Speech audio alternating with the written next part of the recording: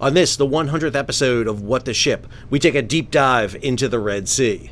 I'm your host, Sal Mercogliano. Welcome to today's episode. So today, the 100th episode of What the Ship. This is our weekly, bi-weekly episodes where we take a look at 5 stories, put them together, and give you context about what's happening in the global shipping environment. Well, what better topic to look at than what is happening and evolving in and around the Red Sea? So if you're new to the channel, hey, take a moment, subscribe to the channel and hit the bell so you'll be alerted about new videos as they come out. All right, before we jump into the Red Sea, I want to take a moment and talk about a video I did just the other day about the oil spill that took place in and around the Caribbean. Now, I am one to admit my faults. I have many of them. Just ask my wife I've been married to for 32 years. She can give you a long list of faults, and one of them is pronunciations. I'm not really good. So I love reading the comments on my videos, and lots of times I learn a lot. They highlight things that I might have missed or gotten wrong. But one of the things I obviously got wrong in this video is how to pronounce Tobago, because the amount of comments I received telling me I pronounced it wrong. I said Tobago. It's fine. I'm good with it. But man, there was a lot of people that commented on it. And after the first 100 or so, and I'm not kidding, it's like 100 comments about it, I got it. My apologies. I don't mean to mispronounce an area. I swear I don't. It's again, of all the things I research and look at, one of the things that I probably don't spend enough time with is how to pronounce something. I also said Guyana instead of Guyana. It's not personal. My apologies to everybody in Tobago. It's not what I meant to say. However, I do think the bigger issue of the story wasn't my pronunciation of Tobago, but was the oil spill that took place off the coast. All right, let's go ahead and jump into our first story. I'm going to try it without mispronunciations today.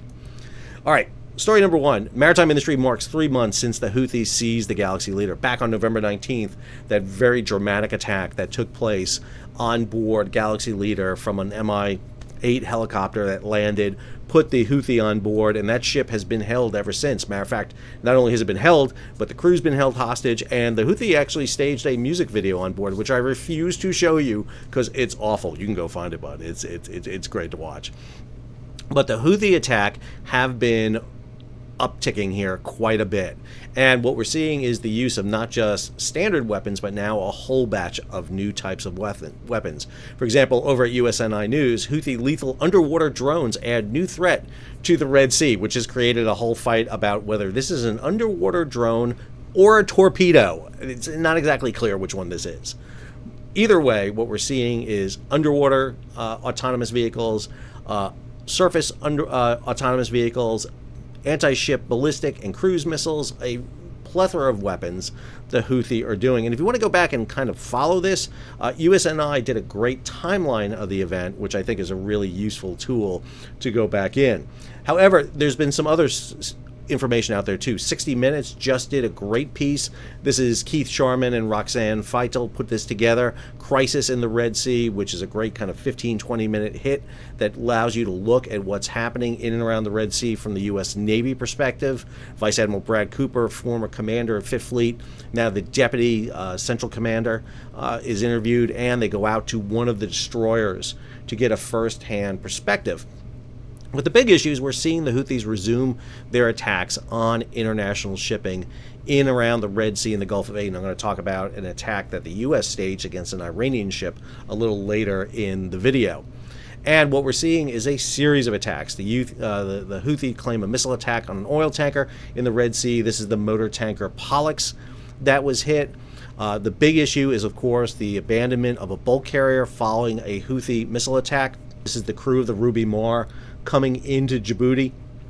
You'll see the crew that was pulled off and abandoned. The ship was about a 30,000 ton bulk carrier. It was about half full with fertilizer. But here are the images from the BBC. They show the ship down at the stern.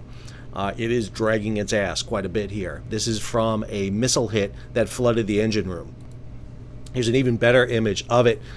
Not exactly sure they're going to be able to salvage this vessel. Supposedly, tugs and tows are heading out right now to tow the vessel into Djibouti, but it's going to be a very difficult one. This ship is really on the precipice of losing stability. Flooding that engine room, partially loaded. There's not a lot of reserve buoyancy left in this vessel, and it could easily capsize or go down. The vessel also is creating a bit of an environmental issue. It's leaking oil from the engine room. You can see this from an above shot from a satellite. This is potentially going to be the first ship lost due to Houthi attacks. Many of the previous attacks, which have hit vessels, haven't caused significant damage. The exception was Marlin Luanda, which had that very dramatic fire on board. At the same time, the European Union is launching their new Operation Aspides, which is going to be in line with the U.S. operation under CTF 153. This is Operation Prosperity Guardian. And in a way, very similar to what the European Union did when Somali piracy was in full force. They had a parallel operation to the U.S. operation. We had CTF 151. They had Operation Atalanta. And now we're seeing the same thing. And I think there's a bit of a problem here. I was just on Ward Carroll's channel talking about this, the fact that there is a not coordination or a unified front here against the Houthis. What we're seeing is divided efforts being played here. And you can see that being played out as the French Navy escorted the CMA CGM Jules Verne through the region. This comes after CMA CGM announced they weren't going to send ships through the region anymore. But the French frigate Alsace rode shotgun on the Jules Verne as it sailed through the area. For CMA CGM, this is big money. They can prioritize cargo going through. She's about a 13,000 TEU vessel. They can return cargo. They can charge an expedited cost to get cargo through the area. And understand, the Alsace is not what got the ships through. It's the Alsace in conjunction with U.S. Navy Burke-class destroyers and the Royal Navy providing that overwatch protection. And then you have this, a couple other interesting stories going on here. Canada says China has a role to play in keeping the Red Sea safe. I would argue not just China, but Japan, South Korea, many other nations need to take a more active part in ensuring the safety of the sea. The way this could potentially end is by resolving the issue that's going on up in Israel with the Israelis fighting the Palestinians in Gaza because of the attack that Hamas staged against Israel back on October 7th. But I also think it's not 100% clear that if the conflict in Israel and Gaza ended tomorrow, this ends. Because the Houthi are getting a great return on their investment, plus the Iranians who are backing the Houthi have a proxy fighting the West in a way that they really haven't had in the past to get this level of attention. Yes, they've targeted U.S. forces in and around Iraq and Syria throughout the Middle East for the past 20 years. But now they are on a global stage and getting a lot of attention. So it's unclear whether or not you see it end. This comes from EU NAVFOR. They're documenting the number of attacks against vessels, and they are updating this every couple of days. And you can see here that the number of ships involved here is just increasing. We're seeing multiple attacks across the board, and the spectrum of these attacks are increasing. And not only are they tracking vessels that are being hit in the Red Sea, in the Gulf of Oman, in the Bab el-Mandeb, and remember the drinking game here at What's Going On with Shipping, Bab el-Mandeb, you have to take your drink. This may be an episode where we get people hammered, sorry. And then there's also Operation Atalanta, which is the anti-piracy operation. They're tracking this with attacks against vessels. So a whole series of military operations in and around this region. I'll also highlight two other stories here. Red Sea crisis, understanding a ship owner's rights. If you want to understand what the ship owners are thinking and what this entails to them, Maritime Executive did a great piece, really strongly recommended. I'll have it in the show notes. Take a look at it. It really breaks this down so that you can look at it. They had a partner in a law firm, Rosie Goncourt, did this really interesting breakdown on what is going on with ship owners. And then over at G-Captain, Reuters had this story: seafarers can refuse to sail through the Red Sea as Houthis step up attack. It's interesting that applies to not American ships, but foreign ships.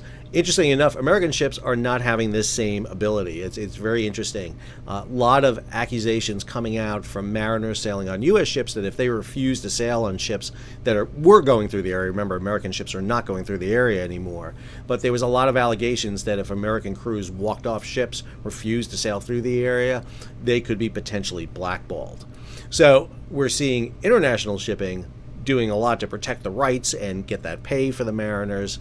whereas in some cases, American shipping is kind of lagging behind. Kind of a weird dichotomy, but that's definitely something we're seeing happen. All right, let's go ahead and jump over to our next story.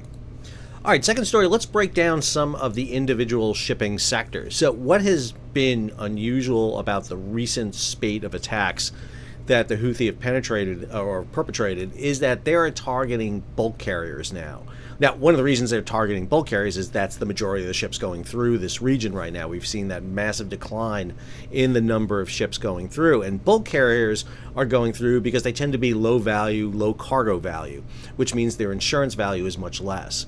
But we're seeing a series of attacks against vessels. So, for example, this story over at G-Captain by Reuters, Houthi targets Star Bulk ship bound for Iran. And again, strange ship to target, a ship sailing from Brazil to Iran. But again, this has to do with the fact that the Houthis seem to have lost a lot of their targeting acquisition data, and we'll talk about that again on our last story. But the Houthi are targeting a variety of ships. You also see this story from Reuters, Star Bulk to avoid the Red Sea after attacks on its ships. So the CEO of the company Star Bulk has decided to basically reroute their ships. Petros Pappas said in an earnings call on February 13th, going forward, we'll not be passing the Suez Canal anymore because we are obviously a target of the Houthi, being a public company registered in the U.S. Now, the ships are headquartered in Greece. They're flagged all over the place. Star Bulk is a huge company. When you look at the size of Star Bulk, you get an image here of how big, 113 bulk carriers ranging from 53,000 to 210,000 deadweight tons. Everything from Newcastle Max all the way up to Supramax. Big vessels, massive vessels, but this is causing Star Bulk to want to reorient. So a lot of U.S.-owned companies that have these bulk carriers are rerouting around, and that's going to impact the grain trade, which means grain that potentially going into the east coast of Africa is now going to have to be diverted. We're not going to see grain getting in as easily into Sudan, South Sudan, Eritrea. Those areas on the western side of the Red Sea, they're not going to see grain shipments coming in. It's going to be much more expensive to get grain down the Djibouti because it's going to have to go all the way around Africa. And again, is just making shipping costs more expensive. And then this grain ship arrives in Yemen after Houthi attack, and concerns mount over the Ruby Mar fate. Again, we're seeing these vessels being continually targeted. This deals with the story of the Greek-flagged bulk carrier Sea Champion, which was the subject of several missile attacks. Ruby Mar, we talked about, this is the vessel that got hit in the stern and is now in danger of sinking. So the bulk carrier sector is now in danger of really being disrupted, which is global grain trade. A lot of that global grain, which is coming out of the Black Sea, it's coming out of Southern Europe, or it's coming through the Mediterranean from countries like the United States, or it's going to have to route around Africa. And again, because grain is fairly cheap, the costs are fairly low, but if you start adding transportation costs to the tonnage of grain, it's going to become very cost prohibitive, which will mean that countries which can buy sets amount of grain may not be able to buy that amount. They may have to buy less because the transportation costs increase. All right, let's go ahead and jump over to our next story. Next story, we look at the tanker sector, and a lot going on with tankers, both crude oil, petroleum, refined diesel and gas, also liquefied petroleum gas and liquefied natural gas. So this story over at FreightWaves, Michael Rudolph, war risk exclusions by insurers, heightened stakes in Red Sea attacks, tanker rates spike as more ships forced to make costly reroute. The big issue in the tanker sector versus something like containers is there's just not that many tankers out there. There's a finite number of them. Container ships are seeing new ones being built right now from the splurge that happened during the supply chain crisis. The ocean carriers had a lot of excess money in the container trade. They're buying new vessels. So there is excess capacity. That does not exist in the tanker market, which means that as you increase the ton miles, the distance you have to sail, costs start increasing. Add this story from Lorianne Larocco, tanker transits plunge 20% in Red Sea, according to Lloyd's List. We're seeing that reduction take place. More tankers are using the Cape of Good Hope route. We look at some of those numbers that are coming out from Lloyd's List Intelligence, and it is quite dramatic. We're seeing a 40% reduction week on week in terms of crude tankers transiting the Bab el Mandab. The average daily number of active vessels in the Red Sea last week was 212, down from about 229 the week prior, and 373, excuse me, 373 the last week. Red Sea tanker transits plunged 20% as more than 100 tankers diverted to travel around the Cape of Good Hope. The transit excess in the Red Sea is reflected in Suez Canal transits. They're down 10% week on week, with 218 ships traveling through the canal. That's 54% below the average and 51% lower compared to the same period last week. That's some great information coming from Lloyd's List Intelligence. Bridget Dykin over there does a great job in getting that data together. Same time, we're seeing the diesel market flash supply tightness in Europe. Remember, a lot of Russian crude oil was sailing through the Red Sea, heading over to the Middle East, to India, to China, to South Asia, to be refined into diesel fuel and then shipped back. Well, now that diesel fuel has to go a longer distance. Either the crude oil is heading around Africa, or most certainly the diesel fuel is heading around Africa. And now what we're seeing is a tightening of the diesel supply market in Europe, which means diesel's got to come from somewhere else, and that means pulling it out of the U.S., mainly the New York and New England supplies, which could signal some tightness in the diesel market in the northeast part of the United States. At the same time, India is rerouting its diesel. It's sending its diesel oil into Asia because that's where the market exists. It's much cheaper, it's more efficient, and they're able to turn tankers around a lot more, meaning that they can do more loads per year by sailing them all the way around that additional 3,500 miles. And then you see this story, Qatar to announce a major LNG deal with Europe Asian buyers. Three large producers of LNG, the United States, Qatar, and Western Australia. Qatar is unique because not only are they a producer of LNG, but they operate LNG ships. And now we see their additional contracts to sell gas both in Europe and in Asia. Qatar Energy may also sign deals with additional partners to take a stake in the expansion of a new field. What we're seeing here is Qatar is taking advantage of this situation. They are filling the gap with the shortage of LNG heading into East Asia because U.S. ships are diverting over to Europe. Plus, there are less U.S. loaded cargo ships. They're not U.S. ships, but they have U.S. LNG on board going through the Panama Canal because of the low water there. Basically, Qatar is making money because they're not just producing, they're shipping. Key thing. It's one of the reasons why it's a good idea to produce and to ship on ships either owned by you, let alone flagged by you, something the U.S. does not do. All right, let's go ahead and jump over to our next story. Our next story takes us to containers. What better way to start a container story than to go to container news? Red Sea crisis, spiraling ocean freight rates from the Far East to U.S. may have peaked. So we saw that ballistic climb in the cost of shipping containers. We just saw it go up at a rate faster than we've really ever seen before, but that may be now hitting their peak. Add this, Tony Mulvey over at FreightWaves, our ocean spot rates past their peak. Global container spot rates have dropped since the beginning of February. Red Sea crisis and peak season. Do you have a container plan? Peak season planning should start soon. All right, well, we've seen the stories in Container News and FreightWaves. This one by Lorianne Laraco. Let's look at the data. Here's Drewry's index looking at trade routes from Shanghai to Rotterdam, Los Angeles, Genoa, and New York, and all of them have peaked, and now we see them either stabilizing or actually dropping down. But notice, they are substantially higher than where they stood. If you look at the Shanghai to New York, which was just about $2,700, it's now up a little over $6,000. So in some cases, you may see almost a doubling to tripling of these freight rates. But the good news is they basically have begun to stabilize. Now, does that mean goods are going to be more expensive? Depends on the goods. Depends on whether you're shipping lawn furniture or phones, because you can put a lot more phones in a shipping container than you can lawn furniture or couches. So it depends on where we're going to see the spikes in the products. Does this mean we're going to see a big inflationary hit? Not particularly, probably not. Because what we saw with the inflationary hit that happened during COVID was that was across the entire supply spectrum, not just ocean shipping, but road, rail, air, storage, freight, you name it. There was a lot of additional costs associated there. But you will see a spike, and you can see some disruptions in some key areas.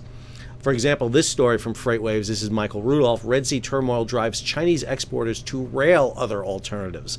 Container shipping faces critical moment after Lunar New Year impact fades. So there was a story after Russia invaded Ukraine that the rail system that the Chinese had developed with Russia was going to be cut off, and all this investment in Trans-Asian rail was going to go for naught. Well, that hasn't happened. And matter of fact, what we're seeing is a lot of rail going across Asia into Europe. So China built a massive system in conjunction with Russia to rail goods. And understand, you're not going to meet the capacity. You're not taking every cargo off container ships and bulk carriers and putting on rail. There's nowhere near that capacity. But what you're moving is high priority, high cost freight onto that rail system. That's the key. You're even having, I just did a webinar with a ocean freight company where they're talking about that trucking is taking place. It takes 18 days to truck from basically east coast of China all the way to Central Europe. But that 18 days is quicker than going around Africa. And so you see some high priority cargo that's being moved this way. Add to this story, Red Sea crisis is taking a toll on Egypt's shaky finances. So Egypt makes about $10 billion a year in Suez Canal costs. Average Suez Canal transits about $500,000 to $600,000 per ship. Well, they're losing over 50% of ships going through, but most importantly, they're losing some of the most high-value vessels. So they're going to be losing about 50%, if not more, of their Suez Canal tolls, which means that that is going to undercut the Egyptian economy. About 10% of the Egyptian government's finances come from the Suez Canal. And now they're poised to lose about 5% of their overall budget. That's massive. But understand, Egypt is in a tough position. They really can't do much with the Houthi because they have Gaza and the Palestinians and Hamas right on their border. Same time, we're seeing carriers deploy extra ships to the U.S. West Coast. U.S. West Coast is seeing an uptick, a lot of uptick. They had been on the decline because of the situation due to the supply chain crisis, 109 ships off LA and Long Beach. They had labor issues with the ILWU. There were issues with freight. There was issues with theft. There were issues all over the place. And so a lot of shippers basically diversified. They avoided the West Coast, went through the Panama Canal, and went directly to the East and Gulf Coast where the American population is centered. Well, now they're going back, and we're seeing that load out right now. And so we're seeing this. Trans-Pacific carriers may have edge as the contract season looms. May 1st is the new contracts from Asia to the United States. So there's a lot of play going on right now about whether or not we can see a change in the overall freight rates. Shipping in the Year of the Dragon containers, a great story. Really recommend you take a look at this.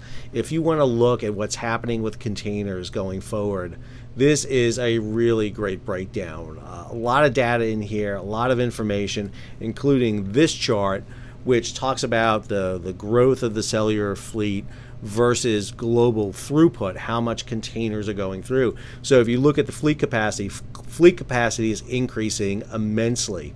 We were at basically 10 million TEUs just about the end of 2006 into 2007. We hit 20 million TEUs in 2015, and we're expected to broach across 30 million TEUs in 2024. And that's an annual growth we're looking at right now since 2022 of from 4.1 up to 8 to almost 10% of growth going on. And if you look at throughput growth, we're seeing that same kind of uptick here. It had gone down 2021 to 2022, but now we're seeing it back on the rise. So a lot going on with global containers. All right, let's go ahead and head to our last story. All right, so the last story. So the underlying issue that's the Red Sea is the conflict in Israel and Gaza. I can't say that enough. Sometimes I get dinged for not saying it enough, so I want to make sure I'm saying it. This is the underlying issue. This is what got the Houthi to start attacking ships. However, the Houthi are backed by Iran, and it's very clear about that. If you watch that 60 Minutes, special that happened, Vice Admiral Brad Cooper clearly states that Iran is not just helping, but they're on the ground assisting the Houthi in this attack. And this is part of a proxy war that has been waged in the Middle East between Iran and Saudi Arabia.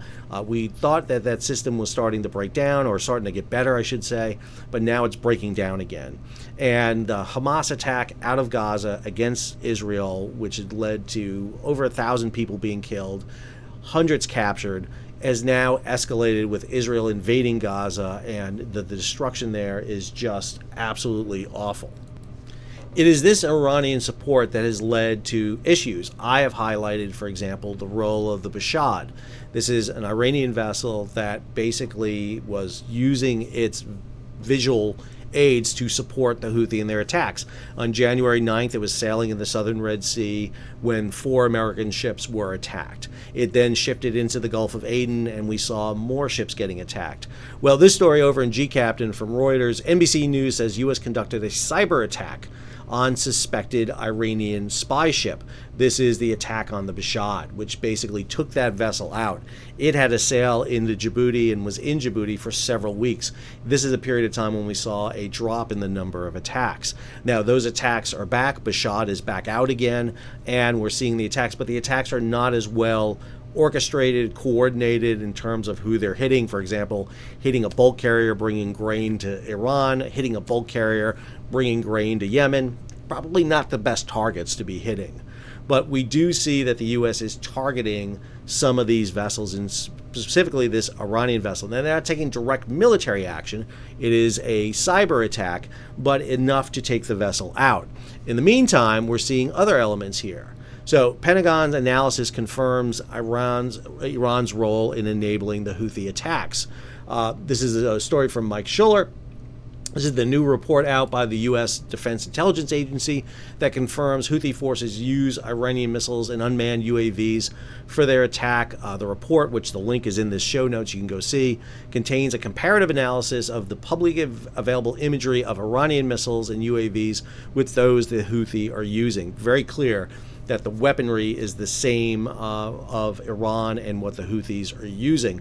But the 60 Minutes piece goes even further and talks about Iranians on the ground assisting. And then you have this story also from Mike Schuller over at G-Captain. U.S. Coast Guard seizes Iranian weapons bound for the Houthis. If you don't know this, the U.S. Coast Guard has been out in this region since 1990. Initially, we deployed 110-foot island-class patrol cutters, but now what we have out there are 153-foot fast response cutters.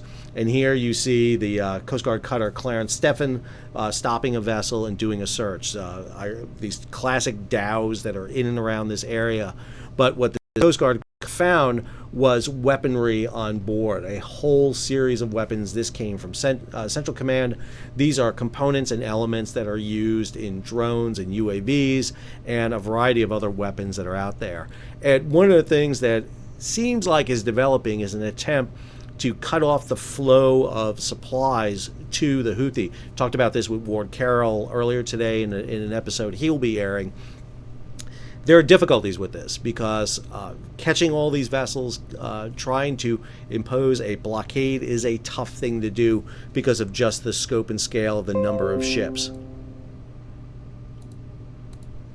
We tried very similar to do this in the Vietnam War off the coast of South Vietnam, but there was also the overland, the Ho Chi Minh Trail.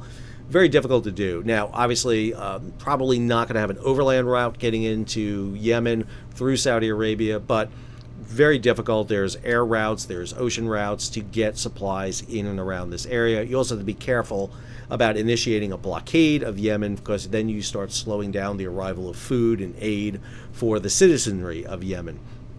But this is a key thing about the escalation we're seeing with Iran. And then also this week we saw this story come out. Iran launches ballistic missiles from a converted warship. Iran used a box launcher on the deck of a modified container ship to launch ballistic missiles. Now, Iran has had this capability for a long time. Matter of fact, you'll see the launch right here as it goes. These are two Feta series ballistic missiles. These are the very similar type that we saw being used in and around Yemen. by it, but now they're putting these on board vessels. And remember, the Iranians have been attacking vessels literally in conjunction with the Houthi. We've had at least 2 ship attacks up in the northern Arabian Sea by Iran. So the escalation of Iran, the potential of turning this regional conflict in the Red Sea, Gulf of Aden, the Bab el-Mandeb drunk up, has the potential to see a further escalation as Iran continues their attacks. The U.S. has been leery to directly attack Iranian vessels. You see that with the cyber attack against the Bashad. However, if we see attacks being perpetrated off Iranian vessels against commercial ships, I'm not exactly sure what the U.S. response is going to be. I know what a lot of people want the response to be. The question is whether that happens. So a lot going on in and around the Red Sea. Obviously, this is having a global impact on shipping. There's been a lot to cover. Again, my channel does all about shipping, not just the Red Sea, but really thought that it was important to delve in deep with the series of stories that have come out over the past week. I was out of town for a couple of days, hence some of the canned stories you saw from me. I apologize, but those were good stories. A lot of them, I enjoyed them. If you didn't get a chance to see some of them, go back and check. Really great ones. I especially love the history ones about the recovery of the Belle off the Jacob Jones, a World War I destroyer. I thought was a really good one. The issue about the Houthis making allegations about attacks against underwater cables was a really interesting one. Particularly the comments I got on that, really instructive, I thought, on that issue. I hope you enjoyed today's episode. If you did, hey, take a moment, subscribe to the channel and hit the bell so you'll be alerted about new videos as they come out. Leave a comment, share it across social media, and if you can, support the page. How do you do that? You can give it a big thumbs up. You can hit that super thanks button down below and contribute directly to the page, or head on over to Patreon where you can become a monthly or yearly subscriber. Until our next episode, Sal signing off.